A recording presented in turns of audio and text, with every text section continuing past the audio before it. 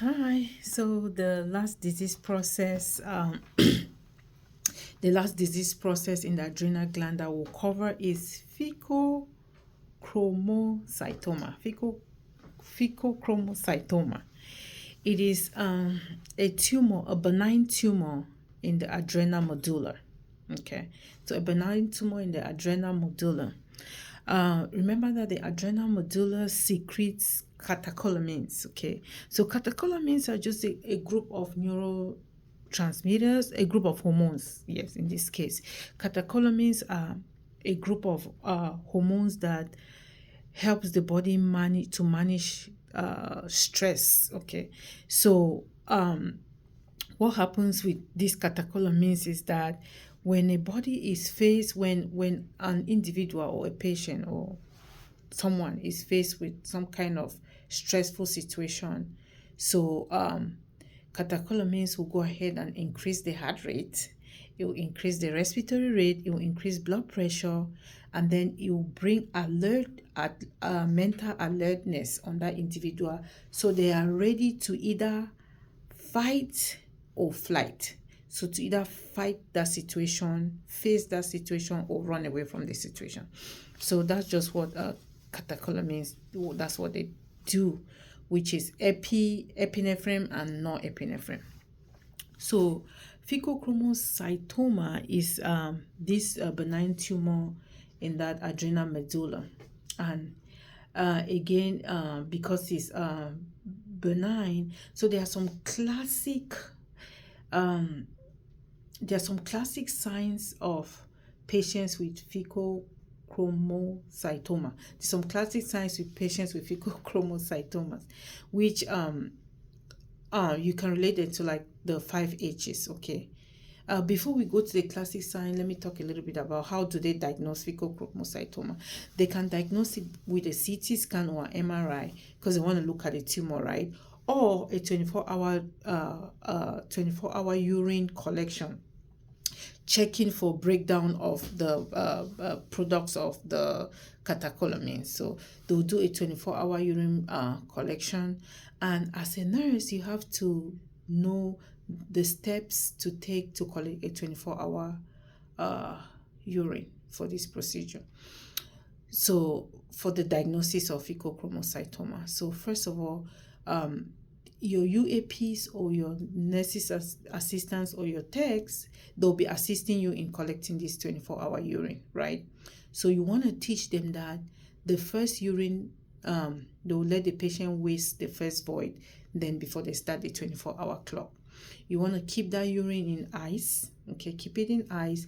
Label it with the patient's label, the time that the urine collection started and the end time.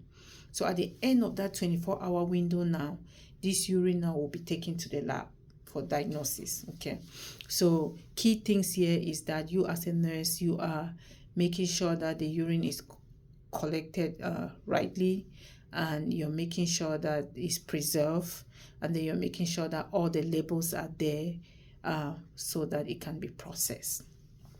So yeah, so that's how one of the diagnosed, how it's gonna be diagnosed. They do that 24-hour urine collection, and or they do a CT scan or an MRI to look at the tumor in the brain. Okay, so for treatment purposes of, because it's a tumor, right? It's a benign tumor, so it's obvious that for treatment, there's a surgical option, okay, for treatment. And then sometimes it can be managed. So what are some of the classic signs of pheochromocytoma? Some of the classic signs will be, I relate them to the 5 H's. Number one, hypertension. Okay, the first H will be hypertension. So these patients, they have like hypertensive crisis. So this is a situation where the blood pressure is like 200 over 150, is like crazy high blood pressures for your patients. So hypertension, headache, they have like a pounding headache. Your second H is a headache, pounding headache. Then again, since it's a tumor, is tumor that is producing catecholamines, hormones, blood sugar will be high. So hyperglycemia, so their blood blood sugars are extremely high too. So you see these patients, they're managing them with insulin, not because they are diabetic, but just because of the tumor. Then heart palpitations or tachycardia. That's your is that third age. So the first one was hypertension, second was headache, pounding headache, third was heart palpitations, which is tachycardia. So heart rates are really high. And then the fourth one will be high perspirations or excessive sweating. Okay, is that four? I don't remember now. Excessive sweating or high perspirations. So your patient is sweating excessively. Okay, so these are some of the signs and symptoms or that you see with these patients. So now let's think a little bit outside the box. So if your patient is having signs and symptoms of some signs and symptoms of a disease process where they're having constant headache, they're having high blood pressure, so would they benefit from managing the blood pressure? Yes. Usually they use alpha beta blockers. Well, they'll manage the blood pressure. Okay, so you'll be looking at your physician's orders to manage those high blood pressure. And then headaches. So think of the environment. What in the environment can make the headache worse or can aggravate the headache? So these patients will benefit from a quiet area. So this, when they're asking, these are the patients that you don't want to put them closer to the nursing station, because around the nursing station there's a lot of noise, there's a lot of commotion. It's not helping that patient with a headache and all of that, because when they start going into hypertensive crisis, all of that matters, right? So you want to keep them in an environment that is quiet and calm. Okay, so then think about the lights. Do you want to dim the lights? Would that help with the headache? Would that help manage the patient's symptoms? Yes, so they'll benefit from want to dim the lights, keep them in a quiet environment, check their blood sugar regularly, give them insulin as ordered if needed, and then they're sweating excessively. So what is your temperature of the room? What kind of temperature do you want in the room? You want a cool environment, right? So those are some of the things that you're looking at for this disease process.